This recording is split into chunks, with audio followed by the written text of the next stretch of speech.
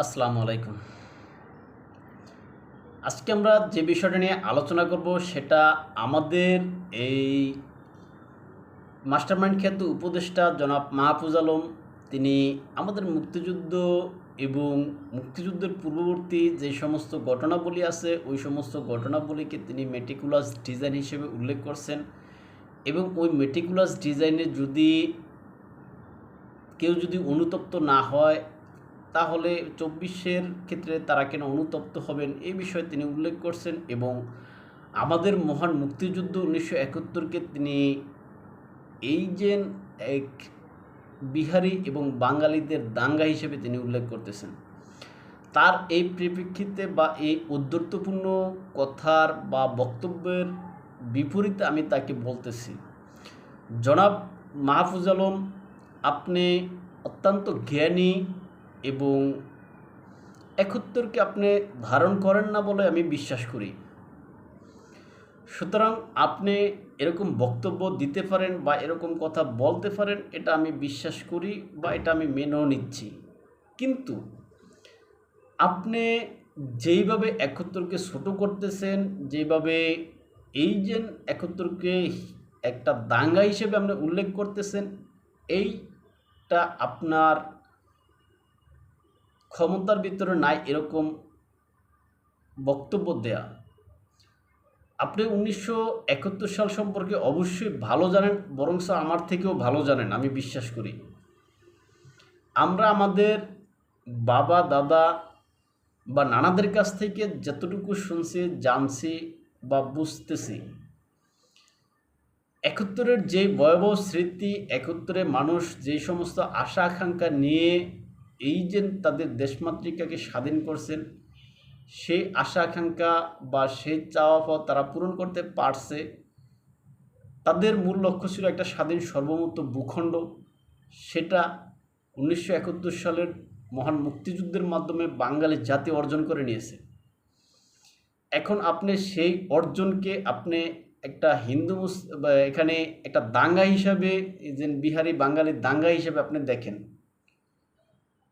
আপনি ১৯৭১ সালের পূর্ববর্তী ঘটনাগুলা, ৬৯-এর গণঅভ্যুত্থান, ৪৭-এর আন্দোলন, ৫২-র ভাষা আন্দোলন, এগুলোকে আপনি দেখতেছেন যে মেটিকুলাস ডিজাইনের অংশ।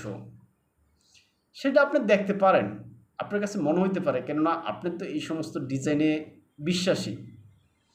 আপনি ২৪-এর যে ঘটনা, এটার জন্য আপনি মাস্টার মাইন্ড খ্যাত। আপনি তো অবশ্যই ডিজাইন করেই এই ২৪-এর আন্দোলন করছেন।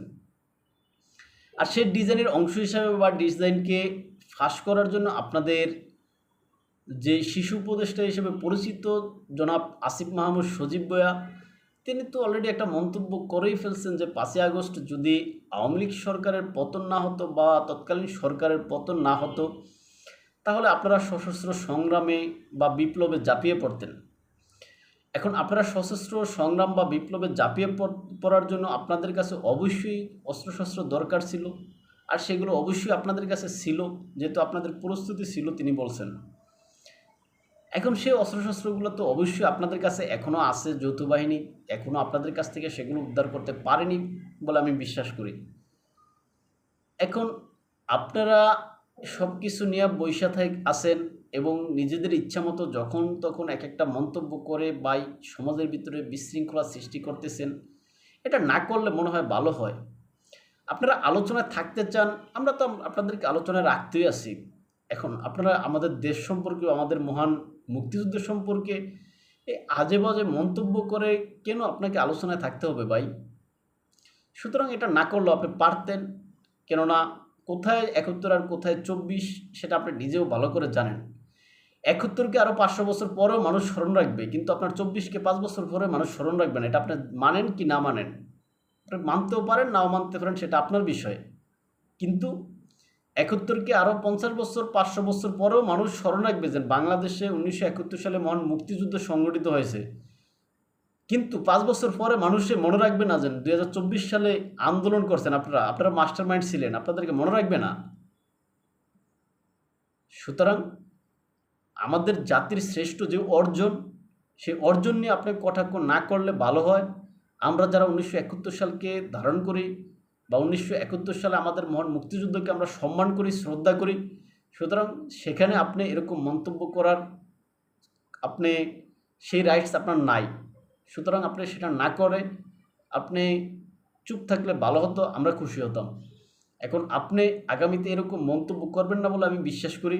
সুতরাং আপনি এই যেই মন্তব্য আপনি করছেন, এই যে